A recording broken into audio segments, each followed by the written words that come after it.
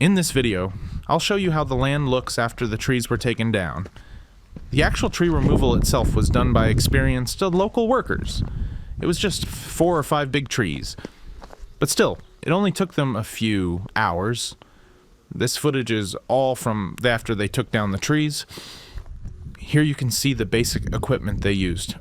They climbed the trees using a ladder, ropes, and safety gear, cutting off the large branches first and then removing the trees piece by piece. Some of these trees were over 20 meters tall, so it was impressive to watch how carefully and efficiently they worked. In the meantime, I had continued cutting back more bamboo at the back of the land to create enough space to store all the branches and tree trunks. I also started preparing a flat working area where everything could be placed temporarily.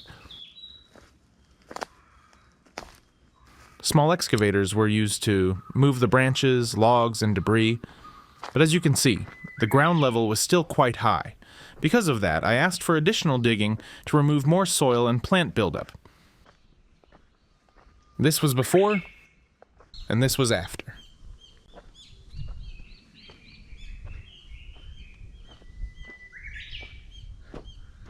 Now, you can really see the height difference of the land, especially here in this corner.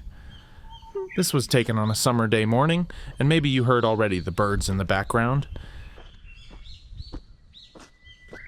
It is a really nice atmosphere, especially now when it is more open and lots of sunlight is reaching the land, and the views are great too.